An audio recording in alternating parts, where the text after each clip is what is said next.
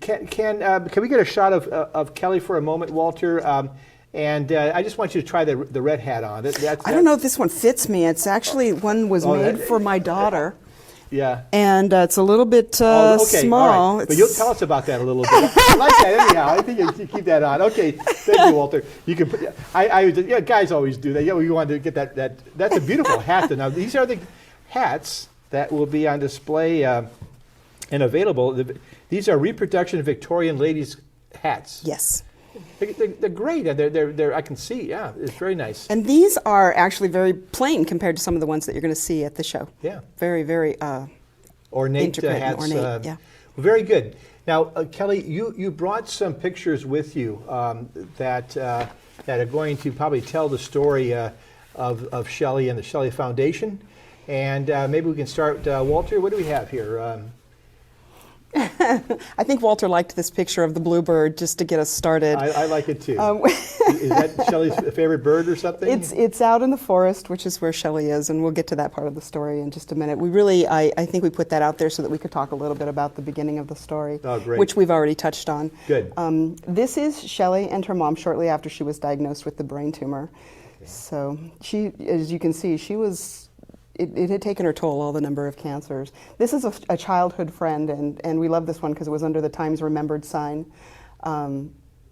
This is a friend of ours who we grew up with. Where was that taken? Her. This is out in Ferndale, California, which is just south of Eureka.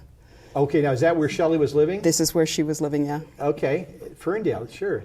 And this is we put this out here smile of Shelly. Because this was my sister. You know, she was very much the happy and just. Is all that she went through. She never complained. She never that smile. Cried. She was just happy. And you can see how quickly she declined once she. What year we're looking at here? When was this? This was 2005. 2005. This was shortly before she, right after her diagnosis. You know, sort of in the middle before she passed away. Yep. It took about a year. This is in the hospital when you mentioned the coma towards the end. I did. She was put into the hospital. Part of the story. And people can learn about this also on your website too, I believe. Yes, her story is out there. Ladies and gentlemen, you can go to the website and hear this as well. But I hope that you're really enjoying these pictures, ladies and gentlemen. Shelly. This is. Stay on this for just a little bit, Walter. This picture is my sister and my dad, and they are picking a site. She's out there picking a site for where she wants to rest eternally. And this is because we don't have a cure or a cause, which is the reason the Shelly Foundation exists. So Shelly knew that she was going, and she had to deal with life and the end of life issues with her father. And your father's look, it was pure truth. I mean, you know, it was just pure love, pure truth. I mean, and ladies and gentlemen, you know, it really tugs because we all have occasion to go through tough situations. But that picture kind of says it all. Absolutely. Yeah, that's wonderful. We have some more pictures. Let's continue on. We just have a few left. Thank you, Walter. This one here is where she finally. This is the place she chose. This is where she rests. This is where Shelly rests, and it's very nice. It's beautiful. The ferns. It's got to be Ferndale, right? It is. It is. No, this is actually out in the larger redwood forest. This is out in the middle of nowhere. That's not a bad resting place, is it? It's not a bad resting place. It's a beautiful, beautiful place. That's great. And this is a picture of our flyer. Very good. Okay, this is our Decathlon Club. Okay. Just to give you a little idea of where it is. Excellent. Okay. This is just another picture of the hat show. Isn't that ornate? That's wonderful. And now these hats are designed by Dale Lee. Dale Lee. And what beautiful colors. And they're available for what? A purchase? Yes, absolutely. Great. Right. So after the show, there will be a number of them out available for purchase. We'll have a raffle. We'll actually be giving one or two away. Great. And this is how we remember Shelly, and in her hat that she wore every day. One of the reasons that we do the hat show is because Shelly, because this happened to her when she was so young, she lost her hair and it never grew back. Yeah. And so she always wore a hat her entire life, and this is how we remember her. A beautiful smile, a beautiful face, a beautiful hat, and cherished memories, and that's wonderful. So And here you are. You're carrying this on. I'm sure you have the support of the family and everybody else. But you're the little sister who had to grow up, and now you're doing this for Shelly. Absolutely. And we do have some wonderful volunteers who help us. It's a 100% volunteer organization. Let's talk about your volunteers, where they come from. Just tell us a little bit about them. And what We do they do. have Frances de la Fuente, who I had mentioned before to you before this. She is an immigration attorney out in Miami, and Right. she is on our board. We have Cindy Moody, who is a lifelong friend, has known Shelly. We all went to grammar school together. And my mom, my dad, of course, Shelly's daughter, Patty, is on our board, as well wonderful. as my daughter, Brittany.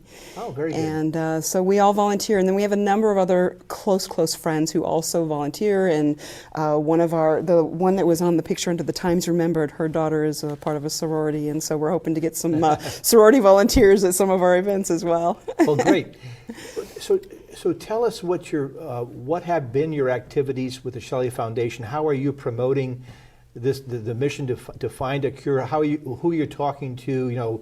What's going on in that respect? Absolutely. We've done a couple of these shows, actually. We're brand new. We've only been really in business for not quite 3 years. We started the foundation on her birthday in September 23rd, 2006, but we didn't get our designation until probably March of the following year, so it took us a little while. We've done a number of small fundraisers. Una Moss has been just absolutely wonderful, as well as Jamba Juice, in helping us to organize fundraisers that very direction. good. And then we've had, this is our second hat show, and right now that's about it. We have our website. What is your feedback from the medical community? Where is medical science on this? Would you pronounce the tumor again, please? Ependymoma. It's an ependymoma tumor.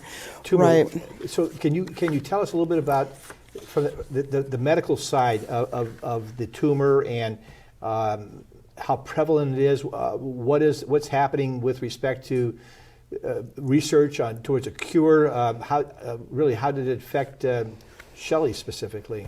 Well, as I mentioned, she was one of the first that they had ever found it in while a person was still alive. Usually it was found in an autopsy. So Amazing. They had not a lot going on back then. And they would do, blast radiation instead of pinpointing. So a lot of things have really improved over the last 30 years. Even in the last 10 years, I was reading on the web, there's a number of great organizations, National Institution of Health and a number of others who are working on this now.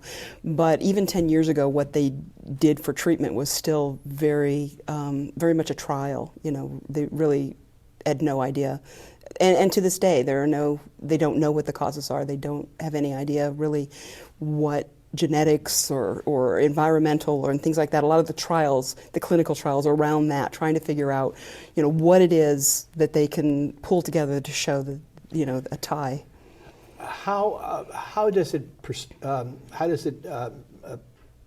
personalize itself? I mean, what are the symptoms? How would a person know whether they are subject to this tumor? What would you suggest to somebody? It's pretty bad. So it would depend if you've got a brain tumor. What happened, Shelly, was very dramatic and very quick. She was fine one day, then suddenly she started slurring her speech. Are you talking as a child? Moving. This was as an adult when it got to her brain. Oh, that's right. Because as a child, it was around her spine. Her spinal cord, right, inside the spinal cord as a child. So as an adult with a brain tumor, which mostly you're going to see in children now, if you start seeing the slurred speech or you start seeing the motor skills become a problem, she would trip and fall quite a bit.